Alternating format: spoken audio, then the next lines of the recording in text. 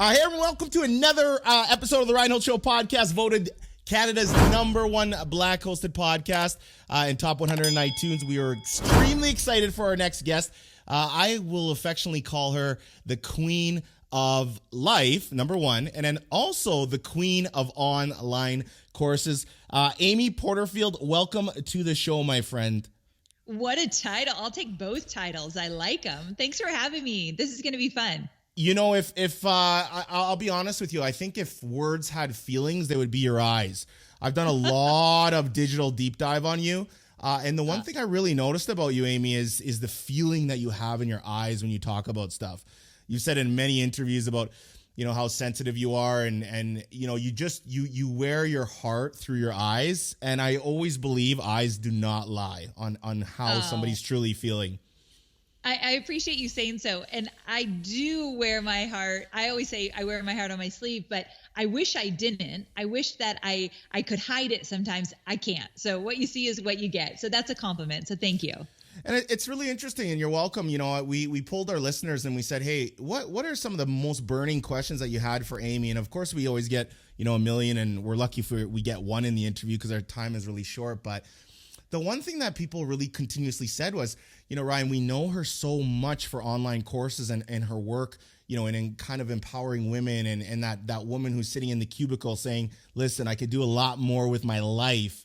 But we want to know a little bit about Amy. And when you come on the Ryan Holtz Show podcast, Amy, I don't know if you've done any homework, but when we have guests on, we've had, you know, some of the best in the world. We always say, welcome home. This is a safe and a great space to really just kind of, you know, showcase who you are and what your journey was like. There's been umpteen interviews that you've done in terms of podcasts and videos and all that. But the one continuous thing that, you know, you can always tell is you are huge on time management, of course, and you are huge on your family. And you're huge on time management so you can go to your family. And this is kind of the messaging.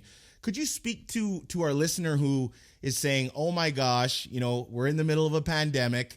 I personally think if there's any time to change or to follow your dream or your passion, now is the time, literally. Amen. So true. So, you know, it's funny because I am born and raised in California, went to college in California like my whole life, never been out of California in terms of where I've lived. And recently, over the last 30 days, my husband and I moved to Nashville, Tennessee. And this was a really big move for me. And the pandemic was part of it. I am a stepmom. So my son, he's been in my life since he was 4, but he's 18 now. And he went away to college. And my husband and I looked at each other and said, I think it's time. We wanted a new adventure. We wanted to try something new, but I also wanted more time with my husband.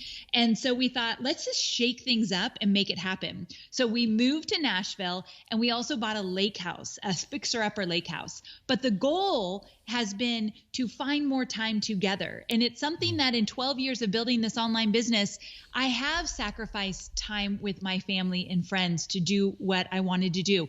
I don't think that's necessary. If I could take that part back, I would. So I'm trying to repair it now.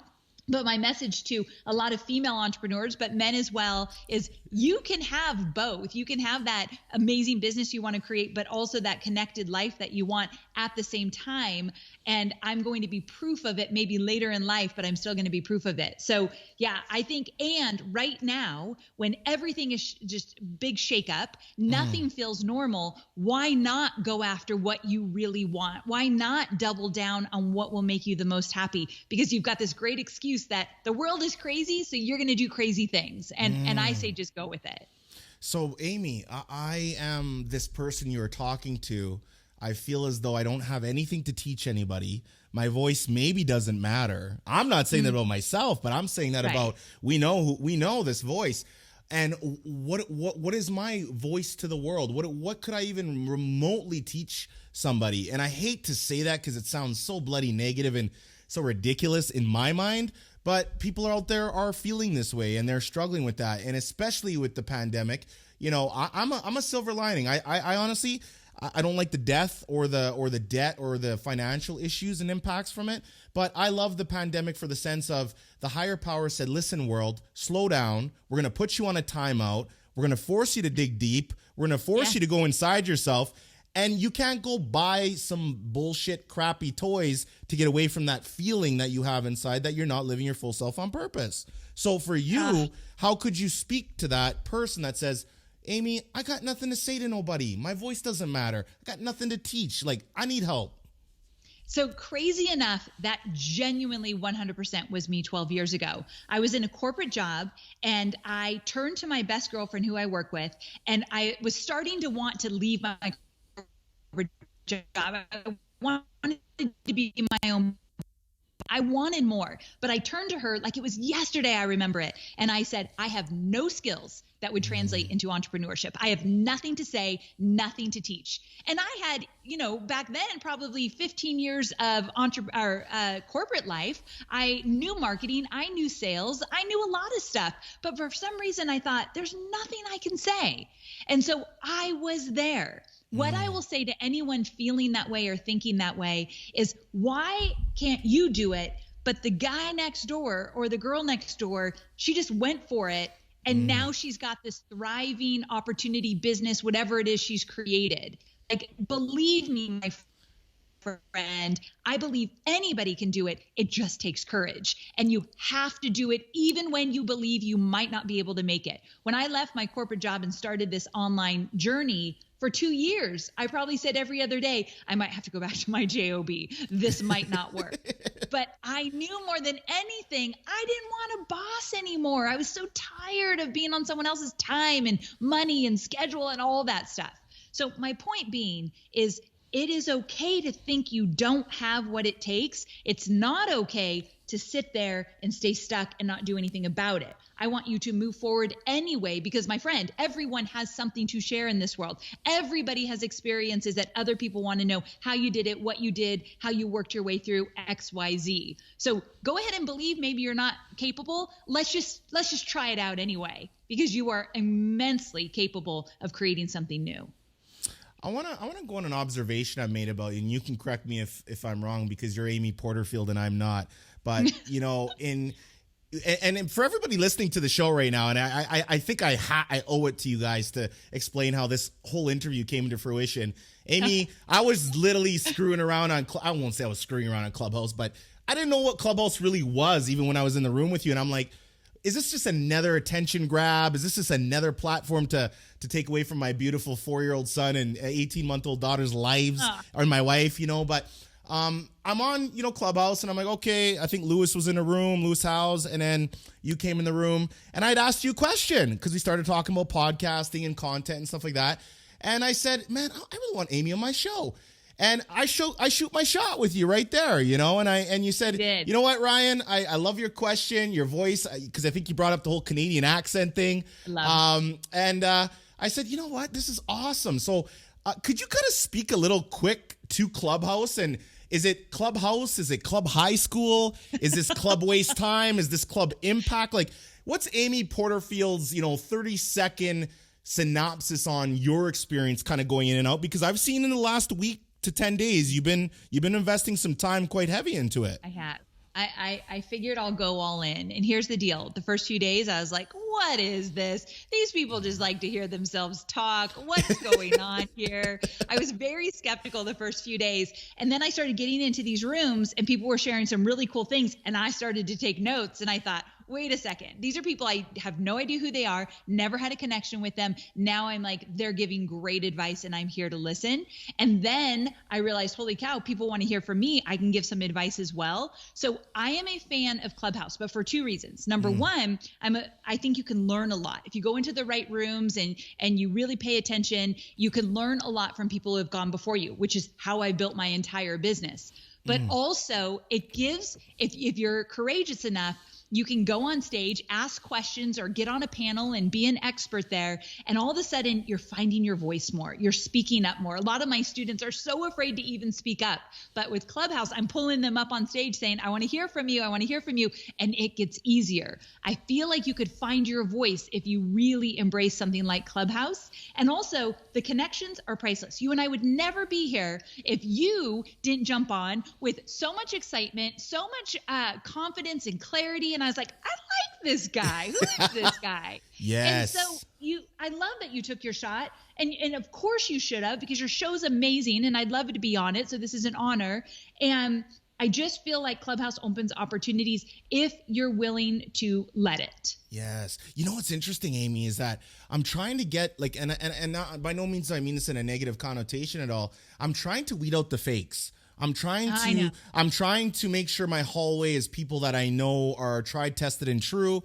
And I don't care if you're broke or you're a zillionaire. I don't care about your money. I care about if you are coming from a good place inside your heart and your energy. So I don't want the snake oil salesperson. I don't want any of that. I'm looking for people that are like, listen, I'm a human too. I've been where you are, where they are, all that stuff. And I'm here to really just kind of bestow a little bit of wisdom on people who want to take it in and act on it. So have you sensed any of that in some of the rooms you popped in and out of? I left a room today. I left a room when a guy started telling one of the speakers, hey, I want to invite you to my penthouse where I throw parties, and we're going to throw a champagne party for you. And I was like, you needed to say penthouse. What is going on here? Like, it's just, I have these antennas that go up that I don't like the showiness. So I will leave a room. Or when I start to get judgy, which I don't like myself when I am, I'm like, I mean, you don't know him, let him do his thing. I'll just leave the room and go on to somewhere else versus like hate on him or be negative the whole time. But yes, you will find your vibe in there, and you will also find people that you're like, what? You should hear my husband in the background. He's blue collar to the bone, firefighter, doesn't do anything. I see him. I seen him on Instagram. Hey, man. Hey, Mr. Sexy. What's up, Mr. Sexy? With the beard. I seen the beard post. The beard. The beard. You guys, when we moved to Nashville, he promised to become a mountain man, and I just can't handle it with this new beard of his. But he hears Clubhouse sometimes, and he's like, who is that? I'm like, listen, we're just going to move to a next room. We don't need to have the hate. But it comes up. And so you're right in that we got to deal with that. We got to figure that out. I think you need to create a room. We need to create a room on our spouse's thoughts or our partner's thoughts on hearing some of this obnoxiousness on Clubhouse, because I'm sorry, that room alone would be fire content, because my wife is like, my wife says all these funny names of stuff. She just makes fun of stuff. But she's like, okay, are you on your Disneyland thing again, or that Disneyland app, or, because I'm like, yeah, I don't know how else to explain it, but I'm like, yes, honey, I'm on my Disneyland app. It is like and she just makes fun of me, right? Kind of circling back. So when I look at Amy Porterfield and I look at your trajectory, I went in your Instagram, and one thing I really am interested about your Instagram is if I go all the way back and I go digital deep dive stalker mode and I go back to 2014, man, your pictures in grid look so different. And I feel like as I'm scrolling, I'm getting a little bit of a timestamp. I'm getting a little bit of a slideshow. I'm getting a little bit of, holy smokes, this is kind of like Amy's journey in a digital Instagram way. And it's funny because it almost seems like when you did start on Instagram, you were coming at it from a complete personal perspective. There's a lot of personal photos. I know we got the oh my God, what's the drink in the brass cup that you love so much? The Moscow meal. Yes. Yeah, you got you got pictures of the Moscow meals happening in there.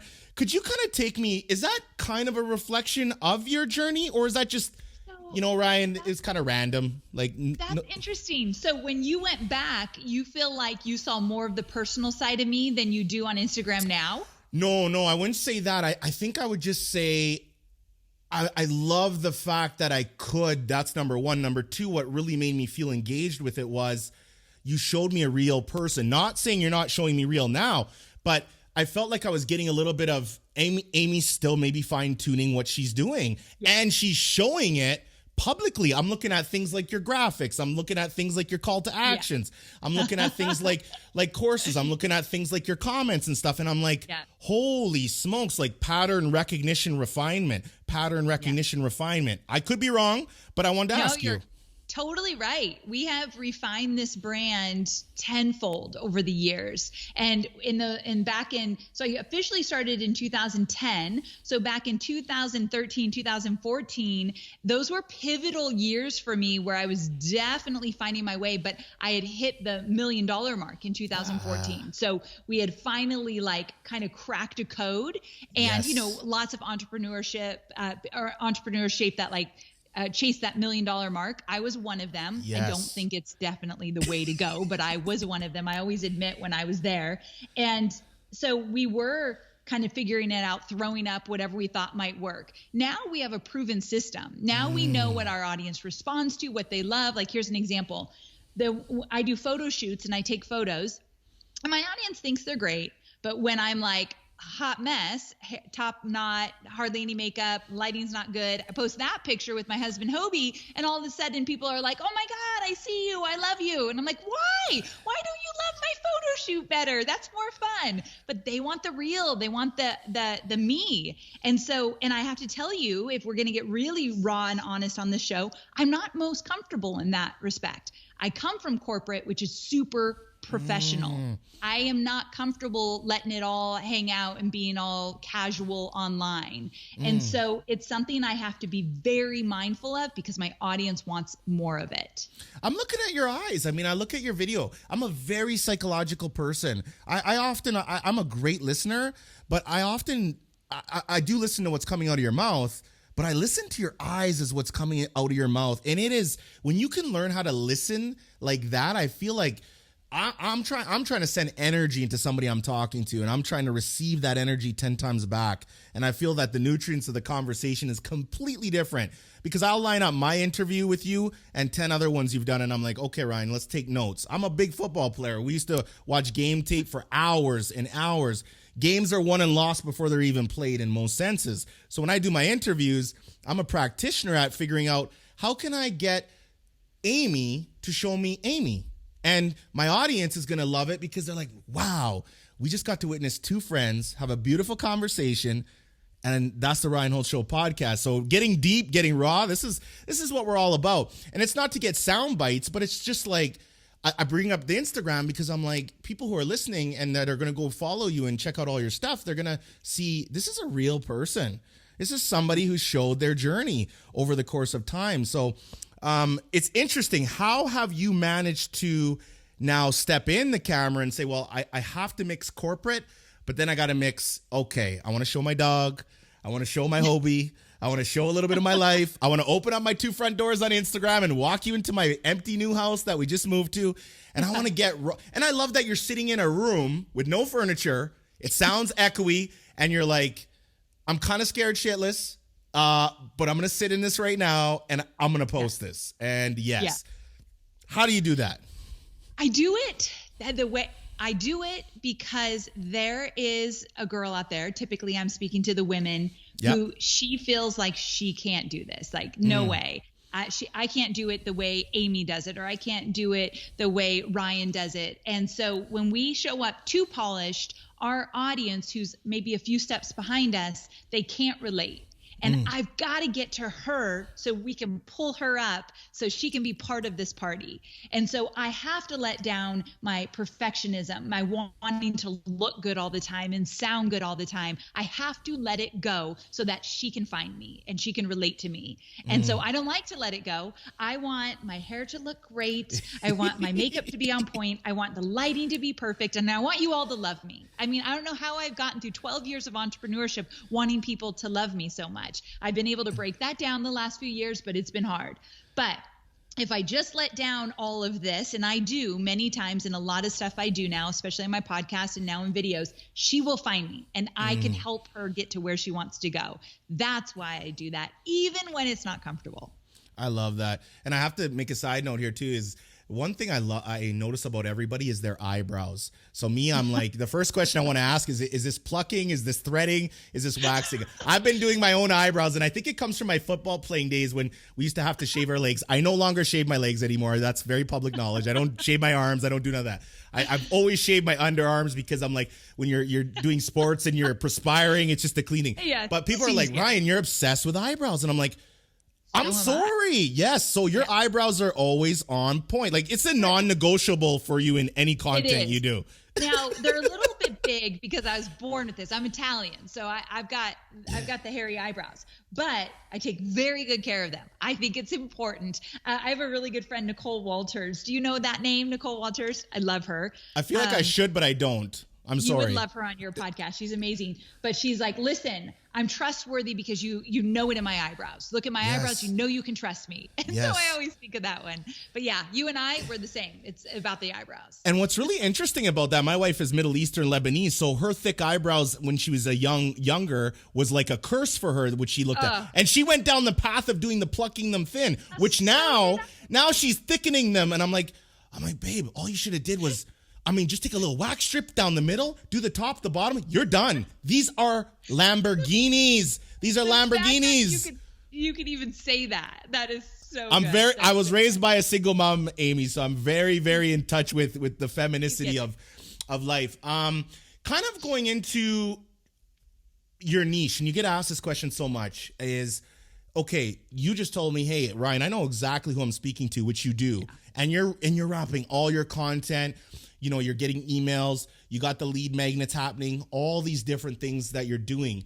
The biggest thing I feel, and a lot of other people feel, is how the heck can we find our girl, our guy, our this person, so that when we're creating content, it's like literally looking at an avatar on the wall and saying, hi, John, hi, Susie, I'm creating this for you and speaking with you. Because to me, the best content out there makes you feel like they're not talking at you.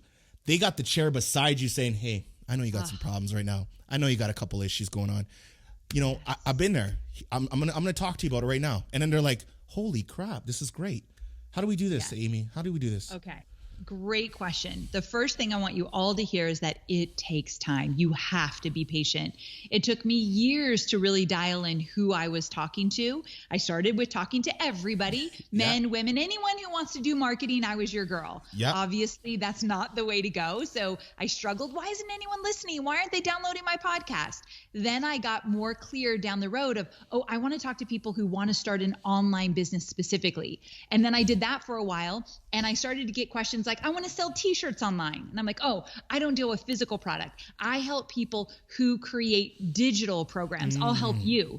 And then it came to, I do help men and women. I sell programs for men and women, but the women relate to me the most. And so many times I'm speaking to the ladies as well, but this is 12 years in the making. So the thing is, you get really clear on what your expertise is. What are you really good at? The second question is, if you're really good at that, who specifically will find the most value in it? And then I have to ask your question, do you want to serve them? I have a good friend in the matchmaking industry, and she's really good at high-end matchmaking. And all the men were coming to her. Men wanted to pay her $30,000, $40,000 to find them their true love. She doesn't like to work with the gentlemen. She wants to help the women specifically. So she realized they're coming to me, but they're not who I really am called to serve. So she put a stake in the ground. She's for the ladies. So there's nothing wrong with that, but this will take time. It's like trial and error. Give yourself the space to do so. It's interesting, and I think that's so relevant. When you talk about kind of finding that person, it's so tough to kind of crack down on the service you're offering. I want to bring up Joe Rogan, because Joe Rogan is a trifecta. All of us podcast people were like, yo, like there's a goat. There's a goat in this business, and like him or not like him or love him or think I don't care. The guy is brilliant when it comes to podcasting. Joe Rogan can talk about feminicity, and then he can go over into science. He can come back from science and talk about drugs. He can go from drugs and talk about brutality, diversity, whatever it is. And he can just manage it with all his guests. When we talk about niching down, Joe Rogan made his own niche. He's Joe Rogan. What would your advice be to people who are entering into the podcast game and saying, Amy, but I want to go wide. I want to go wide like Joe. I don't want to, I know so much about so much, Amy. And I'm playing the devil's advocate here because this question is relevant. It is. Okay, so I never want to squash someone's dream. So if they're like, I want to be like Joe Rogan, I'd say, we don't need another Joe Rogan, so let's be yourself. But you could dissect how he did it. You could model the best. However, I think he is a unicorn, and I think I am so such a realist. And so I look at someone, I'm like, okay, you're a unicorn, and I could try to be a unicorn too, but it would be a whole lot easier and I think a lot more satisfying if I said, look, I'm just going to focus on my strengths. What do I do best? What do I bring to the table? And how can I zone in on the people that I can serve most? So I don't chase the unicorns. I just get really clear on how I can stay in my lane. Listen, I have built an 8-figure business by staying in my lane. I don't have tons of digital courses, tons of memberships, tons of products. I have very few, and I got really good at what I did. And I want to share something really fast. I teach people how to create digital courses. Is digital courses my passion in life? No, I love them. I think they could change the world, but I don't wake up every morning and say, I get to teach how to create a digital course today. I don't do that. I do wake up and I think I get to help somebody realize she's not happy in a 9-to-5 job. She wants something bigger. She can bust through that glass ceiling. I'm going to help her today. That is my passion. I could teach a million other things. I'm really good at organizing a kitchen. I could teach that, but it doesn't have to be my passion. My passion is the people I serve. Can you cook, Amy? Can you throw it down? No. I don't know how I can organize a kitchen so well, but I cannot. Can Hobie cook? Like, can this guy throw it down on the? Can he throw it down on a grill though? Some barbecue, some. Yes. Okay, because I can cook. I can. I cook. I actually am a great cook. My wife is literally like, Michelin star style chef. I mean, she's amazing at it. And no culinary school, just give me some flour, some water, some pasta, and a dish, and it just goes. If you ever went into her Instagram, like she's known for her Instagram, it's just pure food pics, right? The food kind of jumps out at you. So there's that. I think that's great. 2020, Amy Porterfield. Hey, Amy. We are in all of this rhetoric of, really showcasing our voices. You are on a Black hosted podcast right now, and I think this is cool because I want to ask you this question. But before I get to the question, I want to ask you, and I'm leading you down a good path here, just so you know, is how many Black hosted podcasts do you know of out there that you could tell me about today? And this is a self-serving question. Yeah. No, not a lot. And when you said that, what did you say in the beginning? You were rated the top number one Black hosted podcast in Canada. Voted number one voted Black hosted podcast here in Canada by the By Blacks magazine People's Choice Awards. Right. And just remember, Amy, I mean, legit, I started this podcast technically. When did I create the name and, submit it to iTunes and didn't even know about the new and noteworthy and all that mistakes we make was about 3 years ago. And then I said, my wife says, hey, man, you put out 10 episodes. Like, what are you doing with this thing? I own a marketing agency. I'm known for my marketing and speaking and all that stuff. But she said, well, either you're going to do this or you're not going to do this. So the last 12 months, we said, well, let's take it from episode 10 and let's get it up to episode 126. Let's bring on the Kevin O'Leary's of the world, the Seth Godins, the Grammy Award winning artists, and let's get our message out there. And we don't have a niche. I've talked to everybody from judges to cops to criminals to celebrities to you to everybody. And we've had this massive growth within the last 12 months, right? And our premise was always about, let's debunk the fancy questions. Let's debunk the stuff that we can already find on Google. This is the show that when you come and listen to Amy Porterfield, you're going to find out shit that you cannot Google or Instagram her about. And that's what makes our little unicorn shine at this point. Yeah. Yes. Now, my frustration is we look at the Black population in the United States of America. I'm in Canada. I don't have the stats, but I know the stats for the United States of America. When we look at comments and engagement and conversation online, we're looking at 30 to 40% is African American that generates. So we like to talk. Now, if we like to talk so much, where is all my hosts at? Where's all my Black podcast hosts at? Where are we doing those things? And I don't mean hopping on a Clubhouse room. And I can say it. I'm a Black dude. I'll go there. I don't want to be the one Black person in the speaker lineup. I don't want to be the one Black person in the Clubhouse room. But that being said, that's kind of on us. Now, my mom is German and my dad is Jamaican. So I'm half Black, half white. But I always tell the joke, in Canada here, we don't have nowhere near what's happened in the United States in terms of the bad stuff. But if I'm running down the street or something, the police officer's not gonna be like, look at that half German guy. That's not going to happen. You know, I look like a black man. I'm going to be identified with that. I'm happy about that. I think my thing is, and this is for everybody listening for Black History Month, is the fact of what, you know, you said something in 2020, people started coming at you and saying, hey, how come your team isn't diverse? You know, we're not seeing that. How come you're not having, you know, over 300 episodes at that time? How come you're not having guests on, you know, that look like that? And I know you, you know, you kind of, and then you fired back with something, a quote of a woman who is white on a black topic, and you got, you got real. I want to be careful about that. Yes. Before I was called out, I did that. And Correct. that's why I was initially called out, which was totally wrong on my part. I will never do that again, where I used a white woman actress to give a great quote, but about George Floyd. Like, why would I ever have done that? I mean, I was so ignorant. And first of all, as a white woman, second of all, it wasn't even my words. But I deserved to be called out. But that's what started people coming to me like, wait a second, and let's look at your podcast. And what about your team? And what about your community? And they were 1,000,000% right. But you know, and I hear that, but I think it's a great conversation, and I really wanted to give you my platform to discuss that a bit, because I get a lot of messages from people who are, you know, white and Latin and Hispanic and all kinds of saying, hey, Ryan, you know, I really want to try to get my voice out into this marketplace, but I feel that, you know, because of this and that, and I hate to say that statement, but it is true. Some people do feel that way. I'm trying to be a beacon of hope where I'm like, listen, if I can, you can, and I'm going to show you through the work that we're doing. I have Amy Porterfield now on my podcast that said, man, in 2020, you know, I kind of made a little oopsie, and you took ownership of it, and you were very public in saying, hey, I cried for weeks about all this. I was getting attacked online, and you even brought up the fact of, hey, I had some guys kind of coming at me, and you said, listen, you know, my childhood and some of the because you said out of your mouth, you said, I have daddy issues sometimes, so this is a whole nother gamut for me.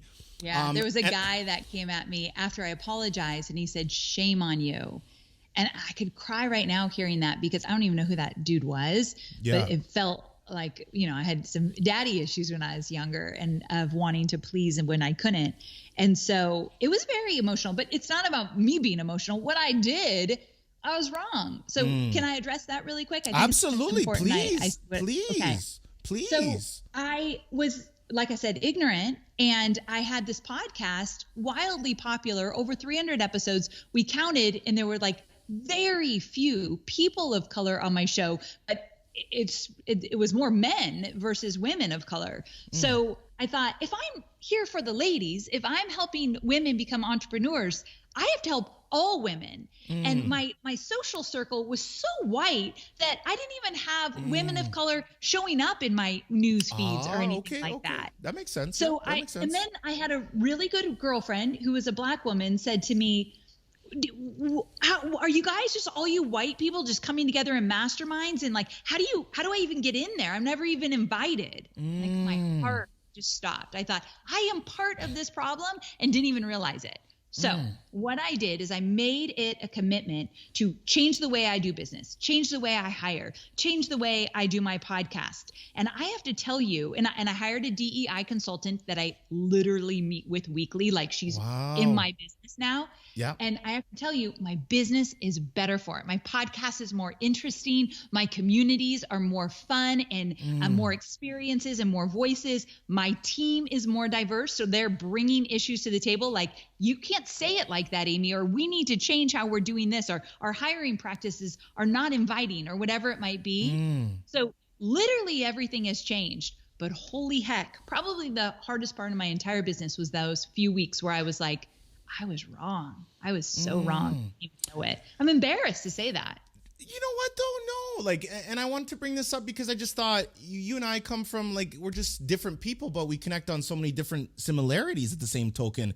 And it gives such depth to the conversation. I never ever liked the victimization of anything where people say, you know, they generalize statements. I'm not a generalized statement person, because everybody's story and situation is completely different on an individual basis. I think what I try to portray and do is, how can I kind of give a good leg or a good piece of information to maybe kind of get that person to take that step? Because I ask myself, I say, well, you know, it's not like Amy's saying, hey, you know, I only want to talk to Caucasian people. There's no way you're doing that. However, if your social circle is that, well, this is kind of what happens. I mean, we know this, and you know, Success 101. If you are in a room full of unsuccessful people and you stay there too long, the chances of you becoming successful are probably not the best. Right. But if you're in a room full of people who you're like, oh my gosh, I was in a room today and I definitely was not the smartest person, and I'm so happy for it because I am getting all that knowledge in. I think it's a two-part thing, but I think my question to you is that after being such a content creator and podcast host and doing this, and I know you're good friends with like Jenna Kutcher, and she does a lot of the body positive stuff. How have you ever thought like, how come I don't see a lot of like diverse content creators per se? And you do see them, but on the hosting side, like I even did a thing, and this is hilarious, Amy. I typed into Google because I'm like, I typed in diverse podcast hosts. Like, and then I was like, Black podcast hosts, Latin podcast hosts, Chinese podcast hosts. And it wasn't like, there wasn't much. And I was just like, Ryan, like you can't, no, this is impossible. So I'm coming at it from a different perspective than you might think I'm coming at it from. I'm coming at it, what kind of opportunities would you say there is for people out there, given the fact that there's clearly a hole and a gap in the marketplace? And from even from the course creation, because here's where I'm going down, and Amy, I hope you can answer this. If I said tomorrow, Amy, I don't have an online course, but I've been a successful Black podcast host. I don't want to sell the fact that I'm a Black podcast host. I'm a human being. However, there's probably material that I could come up with that would help people in that situation get their show up and running and have it, you know, kind of go into the success path. What would you say to that? Because there has to be opportunities for that. I would say 1,000,000%. Let's get it going. Yes. And I think you asked such a great question. What kind of opportunities? The opportunities are endless. And there's so much there's so much diversity needed in podcasting and in digital courses that I think if I could do better, if I could do something or say something to get more people to want to be a part of this, I'll do whatever it takes. Because even when I'm looking for success stories in my Digital Course Academy community, it's getting easier now. But before it was like, I can't find one Black woman or one Black man that is a testimonial for me. And then I realized, but I don't think it's their fault. It's my fault. They didn't feel welcome in my community. So I feel like it is my job to help more people of color get into the digital course world. But don't you think that's kind of an unfair statement to yourself, Amy? Like, you know, to say, I mean, it's such a big topic, but I just feel like it's a two-way street on this one.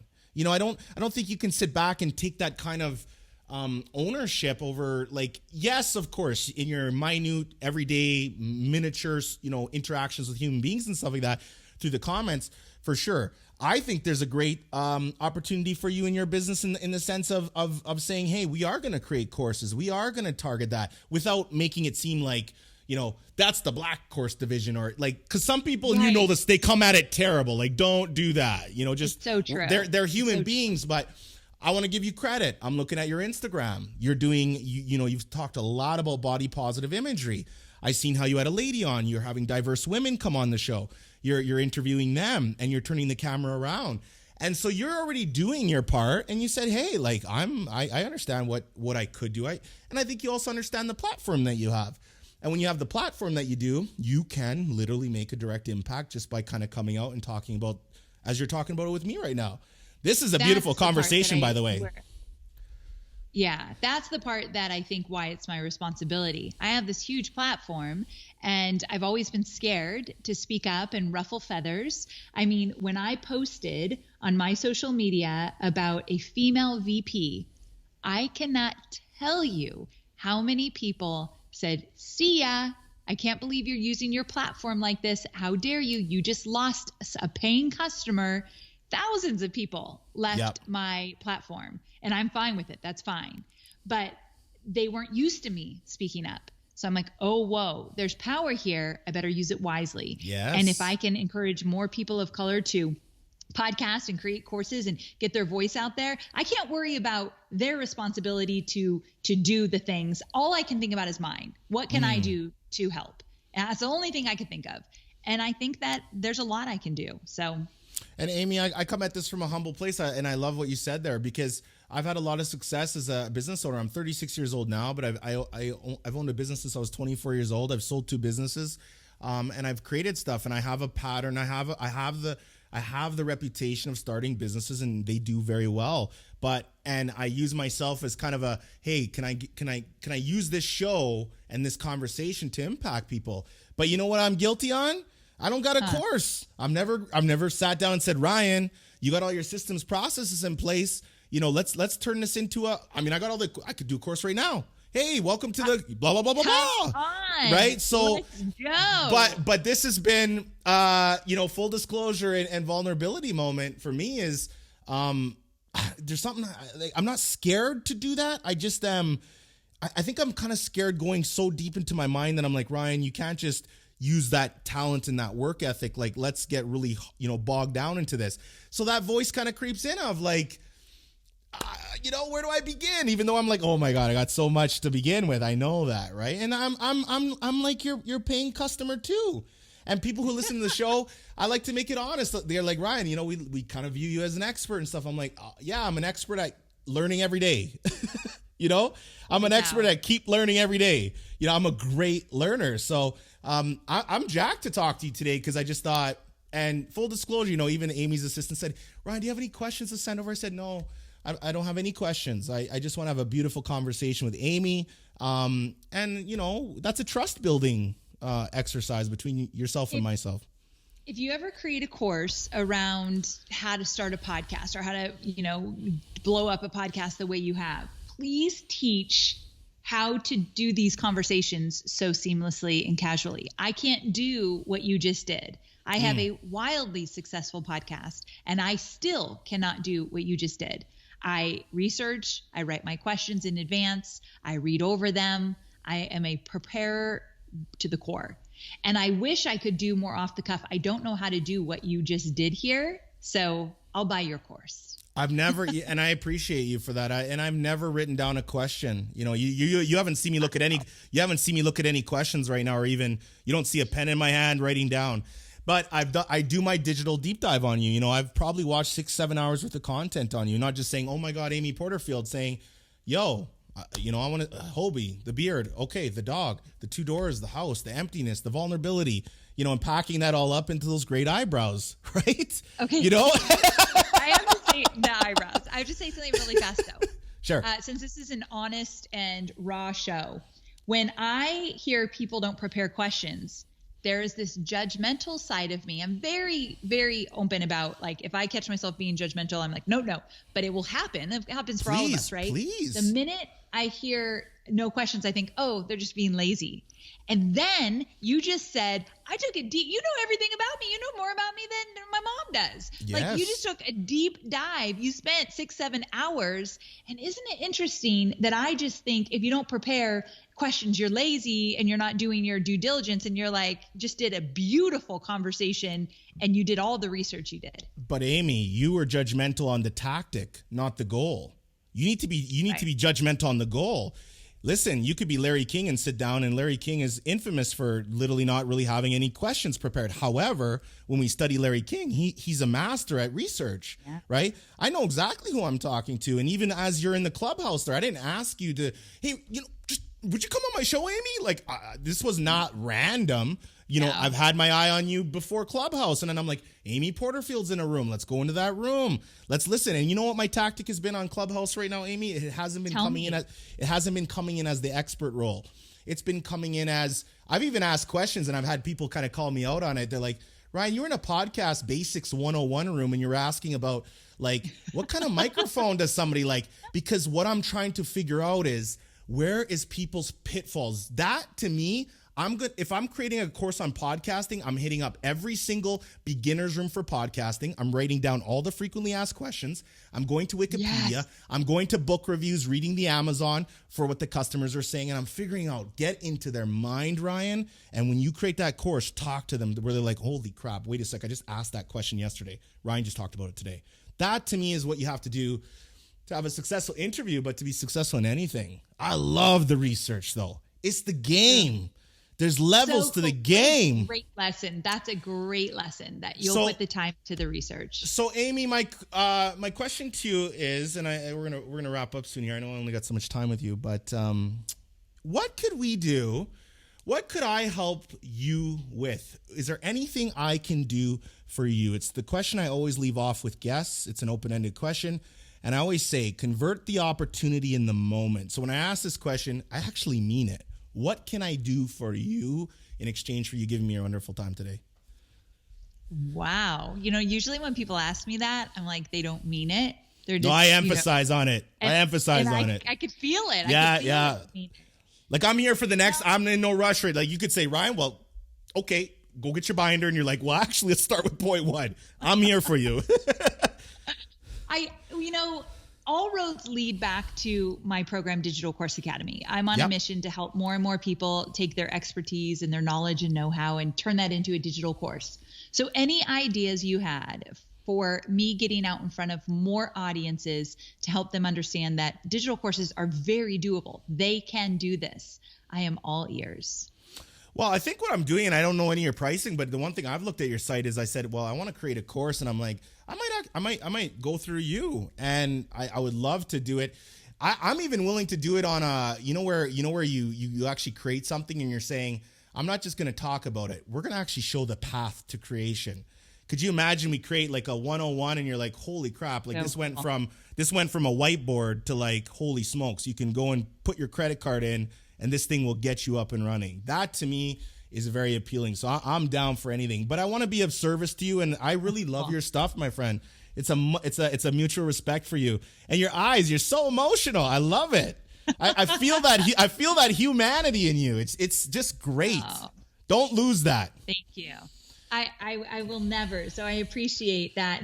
And I do have to tell you, thank you for inviting me here. This has been extra special. I feel why this show is special. And so I get it now. So this is fantastic. Perfect. And everybody listening to the show, I'm going to put all of Amy's details, where you can find her courses, her content, her husband, Hobie, all in the show notes. You guys are going to love this episode, and there is plenty in this 40-some minute chat that we've had. And again, if you've not written a 5-star review on the Ryan Holtz Show podcast, please do that, and when we post this, tag us, and I would love to share it. Amy, thank you so much, my friend. And remember, curiosity should always be your mandate. Thank you so very much. Take care, Amy. Ciao.